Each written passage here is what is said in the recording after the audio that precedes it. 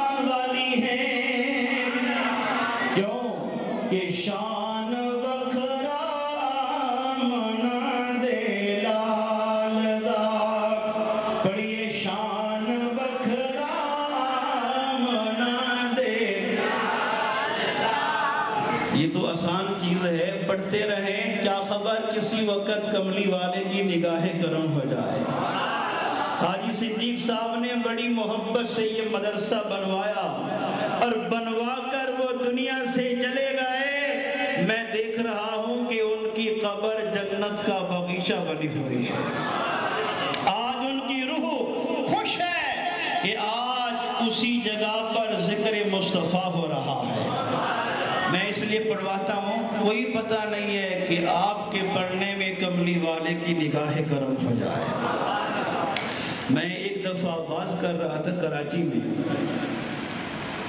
رات کے 4 بجے، اس محفل میں عمرے کا ٹکٹ تھا، تو میں نے نعت شریف پڑھی، تو میں نے سامعین سے بھی کہا آپ بھی میرے ساتھ پڑھیں، تو ایک آدمی باہر کھڑا ہے، وہ بیٹھ گیا، کہتا ہے چلو آج گولوی صاحب کی بات مان لو، پڑھ لو، شاید ہمارا بھی نمبر آ جائے۔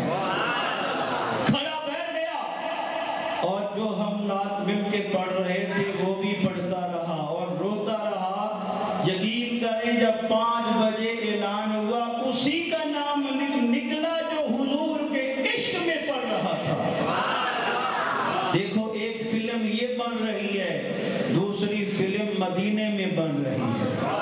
حضور پاک دیکھ رہے ہیں۔ میں کہتا ہوں تم سو نہ جاؤ، ہمیں خطرہ ہوتا ہے، واز بھی کرنا ہوتا ہے، تمہیں بیدار بھی کرنا ہوتا ہے نا، اس لیے مل کے پڑھو، شاید کملی والے کی نظر کرم ہو جائے اور ہم سب کا بیڑا پار ہو جائے۔ فرمایا شان وکھرا منا دے لال دا۔ اور دیکھو میں جو تمہیں کہہ رہا ہوں کوئی اپنا قصیدہ نہیں پڑھوا رہا، میں تمہیں محمد عربی کی نعت پڑھوا رہا ہوں۔ ہاں پڑھیے شان وکھرا منا دے، پڑھیے شان وکھرا منا دے، شان وکھرا منا دے لال دا، اے دنیا تے آیا کوئی تیری نا مثال دا۔ پتہ چلا کہ رب کو ہمارے نبی سے بھی محبت ہے، اور جو کپڑے حضور پاک سے لگ جاتے ہیں رب ان کا بھی ذکر قرآن میں فرما رہا ہے۔ بولو رب ان کا بھی ذکر، بولو یہ قصے کہانیاں ہیں یا قرآن ہے؟ بولو یہ قرآن ہے یا قصے کہانیاں ہیں؟ رب بتاؤ ذرا، پھر بھی تم حضور پاک سے کیوں دور ہو؟ آؤ کملی والے کا کملی والے پہ درود و سلام پڑھو، جب پڑھو گے نگاہ کرم ہو جائے گی، سارے حالات سنور جائیں گے۔ فرمایا اللہ خود پیارے حبیب سے محبت کرتا ہے۔ اللہ ہمارے نبی پاک سے اس لیے کہ آپ اور میرے حبیب اللہ کے محبوب ہیں۔ بولو کیا ہیں اللہ کے؟ ذرا مجھے بولو کیا ہیں اللہ کے؟ یہ حدیث مشکات شریف کے اندر ہے، مستند بات کر رہا ہوں، لکھ لو، نوٹ کرو۔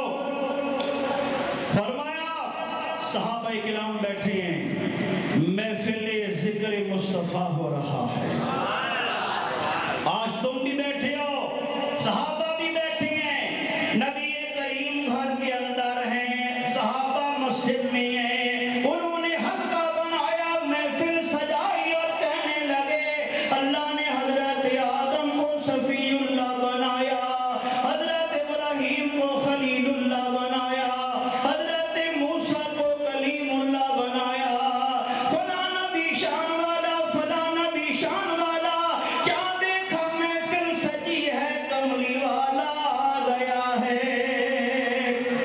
بولو سرکار آ گئے، بولو سرکار۔ یہ حدیث پڑھ رہا ہوں، یہ حدیث کے الفاظ ہیں، صحابہ ذکر مصطفیٰ کر رہے ہیں،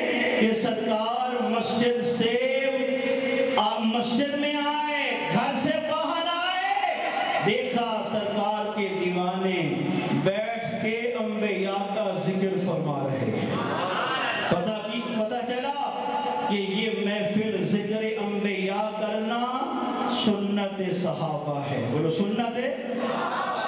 پھر اس کا فائدہ کیا ہے؟ آپ جو بیٹھے ہیں اس کا کتنا فائدہ ہے؟ فتح القبیر کے اندر یہ حدیث موجود ہے، مستند حوالہ ہے، نوٹ کرو ذرا. نبی کریم علیہ السلام نے فرمایا ذکر الانبیاء عبادت و ذکر الصالحین کفارہ. نبیوں کا ذکر کرنا عبادت ہے اور ولیوں کے ذکر کرنے سے گناہ معاف ہو جاتے ہیں. فرمایا جب کوئی انسان محفل سجاتا ہے، جیسے نماز عبادت ہے، روزہ عبادت ہے، حج عبادت ہے، ایسے نبیوں کا ذکر کرنا بھی عبادت ہے. بولو نبیوں کا ذکر کرنا بھی، اور پھر ولیوں کے ذکر کرنے سے گناہ معاف ہو جاتے ہیں. بولیے گناہ معاف ہو جاتے ہیں. تو صحابہ بیٹھے ہیں ذکر کر رہے ہیں، نبی کریم آئے. فرمایا کیا کر رہے تھے؟ حضور ہم انبیاء کا ذکر کر رہے ہیں. اچھا ذکر کر رہے ہو؟ ہاں میں نے سنا ہے. بولو سبحان اللہ. کوئی ایسا کوئی عاشق ہوگا کہ جو محفل سجائے اور حضور پاک کی اس پر بھی نظر کرم ہو جائے. اور میں یقیناً کہتا ہوں کہ آج بھی کملی والے کی نگاہ کرم ادھر بھی ہو رہی ہے. اعلیٰ حضرت رحمت اللہ علیہ فرماتے ہیں ان کی مہک نے دل کے گنچے کھلا دیے ہیں. ان کی مہک نے دل کے گنچے کھلا دیے ہیں. جس راہ چل دیے ہیں کوچے بسا دیے ہیں.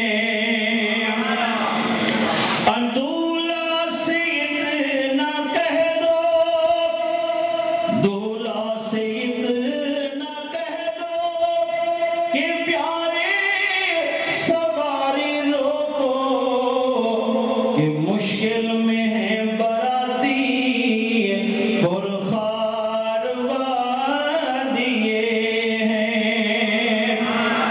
اللہ کیا جہنمی اب بھی نہ سرد ہوگا کہ رو رو کے مصطفیٰ نے دریا بہا دیے ہیں.